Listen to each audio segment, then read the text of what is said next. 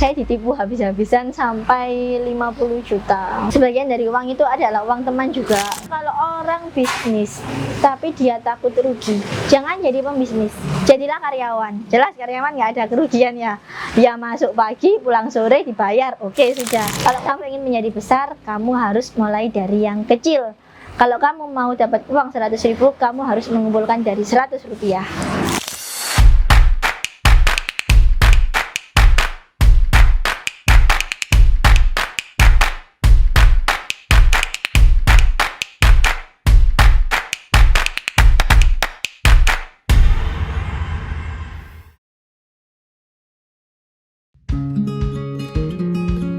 Assalamualaikum warahmatullahi wabarakatuh. Perkenalkan, nama saya Tutik Mudakiro. Saya sebagai owner dari Galeri Musik Percussion, yang mana di sini kita produksi alat-alat musik percussion. Dulu berawal dari hobi suami. Jadi suami ini hobinya main banjari. Nah, kemudian dari banjari ini beliau ini banyak temennya yang tanya, beli di mana. Akhirnya kami mencoba keberuntungan dari situ, karena banyak yang tanya beli di mana. Jadi dia punya barang, ada yang tanya dikasihkan, ada yang tanya dikasihkan, dan begitu sampai kemudian kita terpikir untuk mulai nyetok dari 1, 2, 3 sampai kemudian kita putus. Setelah semakin banyak peminat, kita putuskan untuk produksi sendiri. Per hari kita saat ini masih mampunya itu hanya sekitar 30 sampai 40 barang. Itu ibaratnya kalau kue itu baru diambil dari ovenan itu langsung bersih, langsung nggak ada. Jadi barang jadi langsung habis gitu. Kita mempertahankan kualitas, akan tetapi harga margin kita nggak terlalu tinggi, tapi kita mengejar kuantitas. Jadi kualitas kita jaga, margin kita nggak terlalu tinggi, tapi kuantitas kita besar.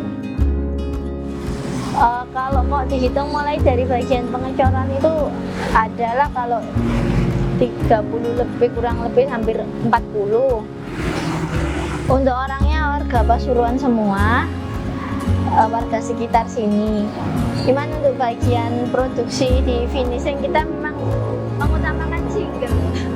Karena menurut saya kalau single itu nggak banyak urusan gitu. Kalau sudah berumah tangga itu sering izin, karena di kita kalau ada 2 saja yang nggak masuk sudah terasa, karena alhamdulillah pesanannya itu banyak.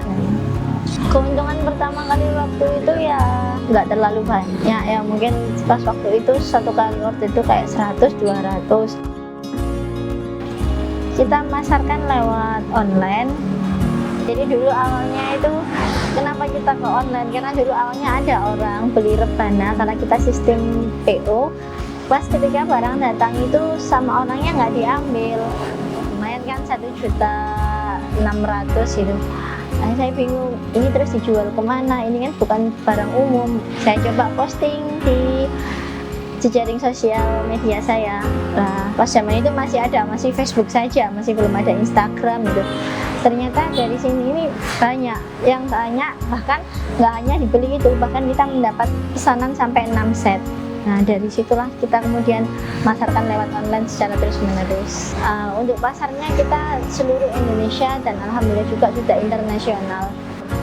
Saya mencoba peruntungan, oke lah, mari kita lihat grup-grup ekspor seperti itu. Saya mencoba peruntungan posting, padahal di situ di grup ekspor itu yang paling banyak yang dicari itu adalah rempah-rempah dari Indonesia. Tapi saya nyeleneh. Di situ saya nyoba posting alat musik gitu.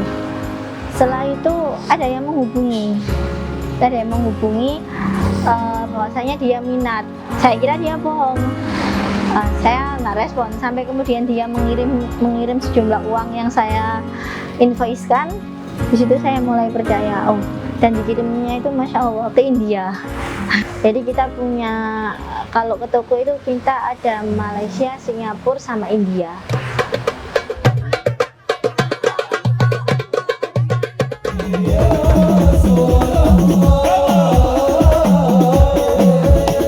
Suami itu kan kerja jadi karyawan di Tirta Investama di Danon. Nah, kemudian dia masuk shift pagi, kemudian pulang dari situ dia ngepak, kemudian malamnya itu ke ekspedisi. Jelas tetangga mengatakan ibaratnya kayak orang kedonyan gitu kalau kata orang Jawa.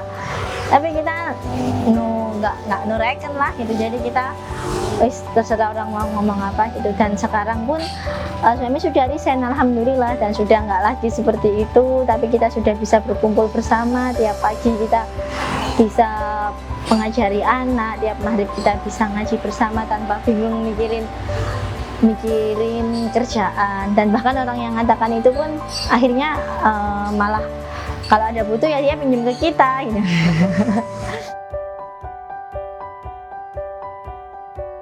Motor itu kalau saya lihat di M-Banking itu pengeluaran saya satu bulannya itu 700 juta, berarti ya sekitar segitu.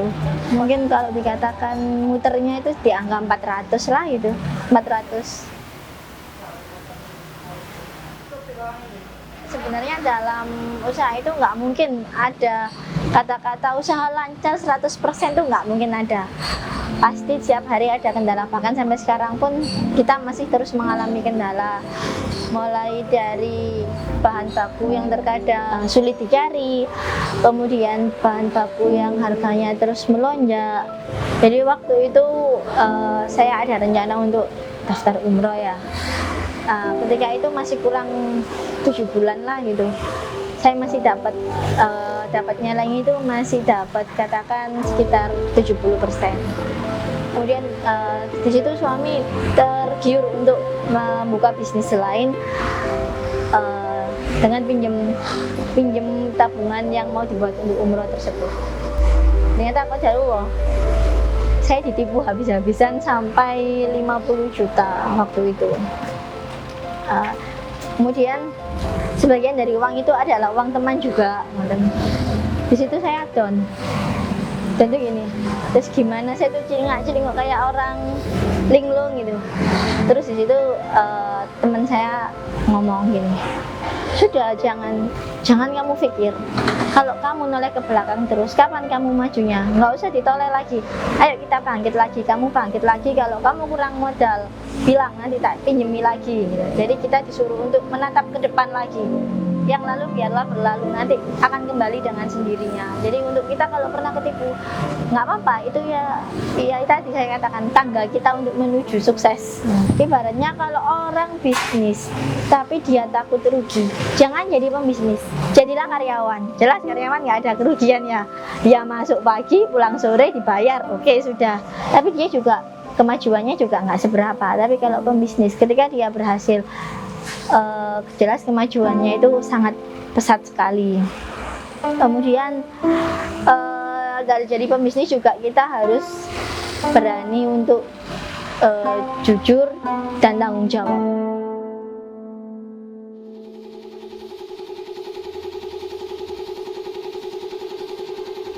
Jadi bisnis ini kita sudah tidak hanya pada alat musik ya, tapi juga sudah pada barang, juga sudah pada hafalan gitu.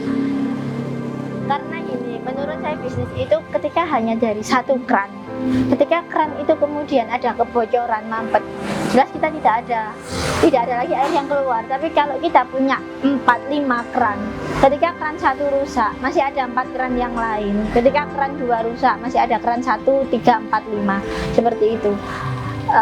Maka di sini saya ingat dulu waktu COVID itu saya bingung kalau saya liburkan karyawan, kasihan nanti mereka mau makan apa. Di situ saya berpikir, oh berarti ini yang namanya bisnis ini nggak boleh kalau hanya dari satu keran. Kayak seperti pas COVID itu kita benar-benar nggak ada pemasukan. Jadi waktu itu sampai kita jualkan tanah karena biar anak-anak ini tetap bisa kerja itu, walaupun barang nggak keluar ya nggak apa-apa lah. Orang mengatakan ini, Mas, ketika pendapatanmu naik, kayak itu pun jangan ikut naik. Itu saya kurang setuju ya, mohon maaf. Ketika pendapatanmu naik, sedekahmu juga harus naik. Jadi kalau di situ disuruh untuk tabungannya ditambah, itu juga kurang tepat. Karena ketika hanya nabung, tok, istilahnya orang makan itu kemudian makan, tok, tapi nggak dikeluarkan kan ya sakit perutnya. Jadi ketika rezekimu bertambah, sedekahmu juga harus bertambah. Jadi moto saya sama suami itu, kenapa kita kok kerja keras? Apa kita itu pengen terlihat mewah? Oh, tidak. Jadi kita itu punya impian itu pengen membahagiakan orang tua. Kebetulan orang tua kita 6, orang tua kandung, orang tua angkat, sama mertua. Nah di situ kita pengen banget membahagiakan orang-orang di sekitar kita, terutama orang tua kita.